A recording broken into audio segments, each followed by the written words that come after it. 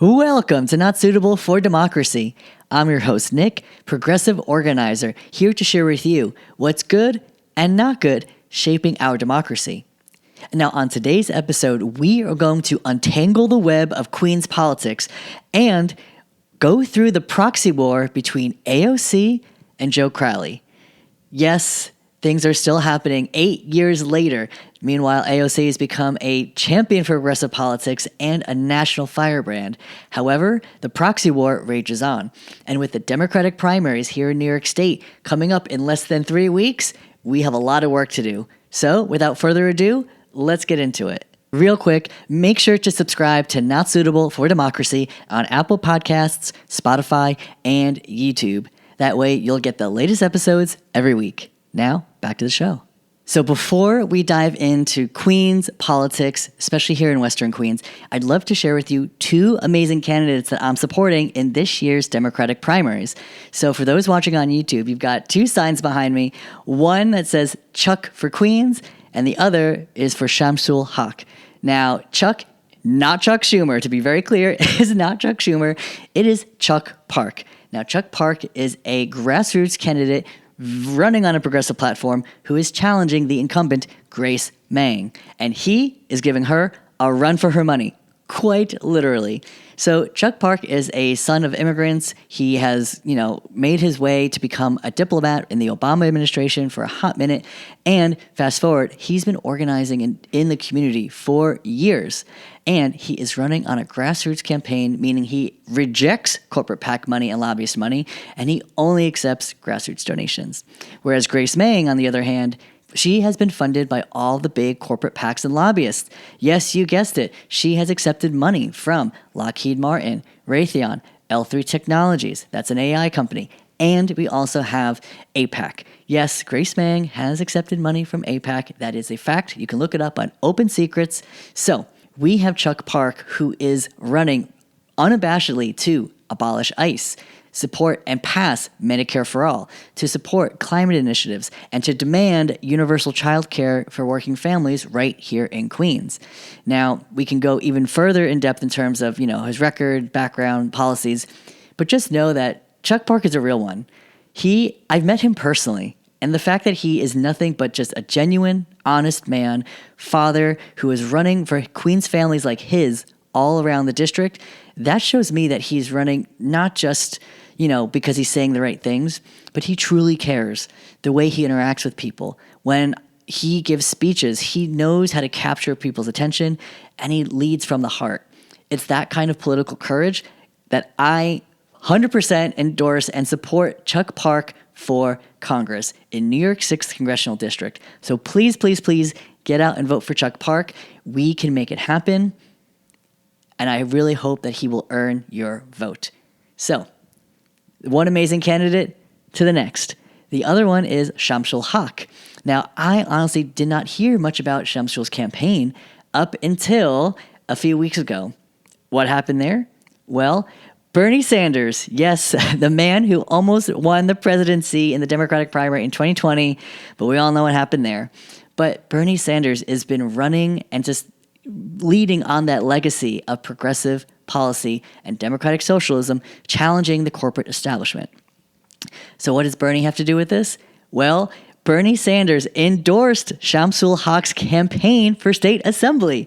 So as soon as I saw that, knowing that Bernie has been such an inspiration and a real leader, a real fighter for so many years, he really values that grassroots organizing. He obviously respects anyone who's going to be rejecting corporate PAC money and someone who's doing the work.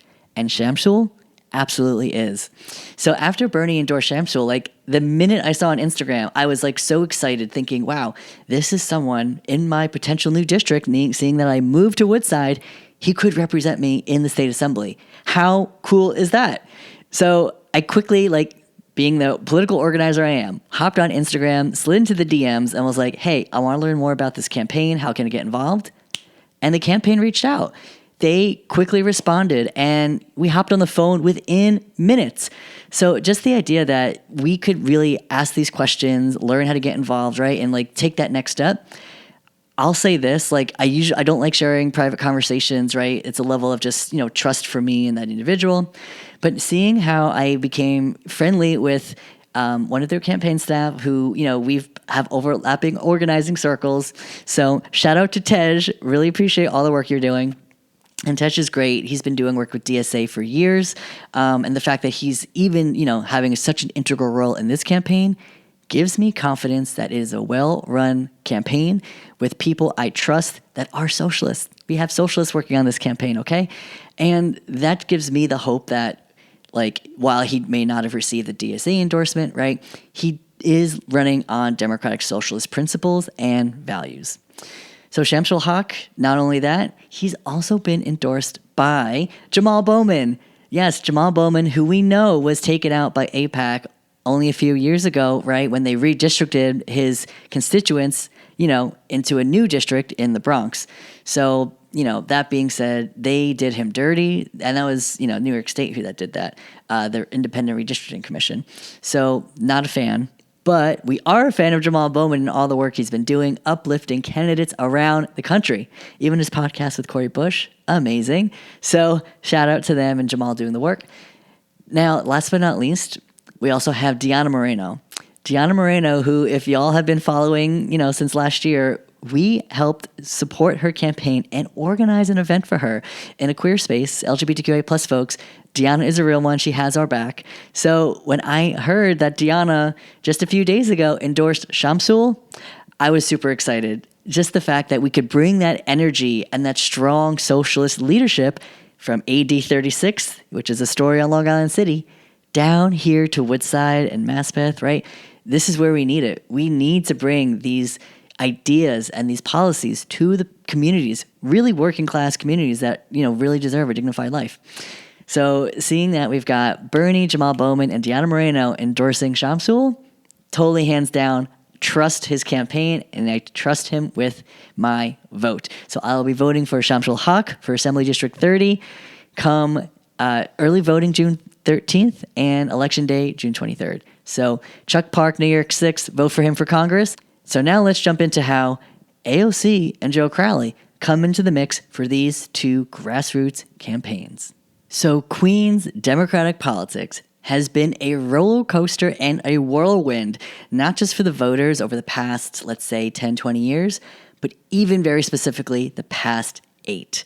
And 8 years ago was 2018 when someone I met just decided she was going to run for Congress. And fast forward, I had that infamous instance between the representative, Joseph Crowley, who answered my question on diversity so gross and disgustingly that I could no longer support him because it was such a real dagger to my core.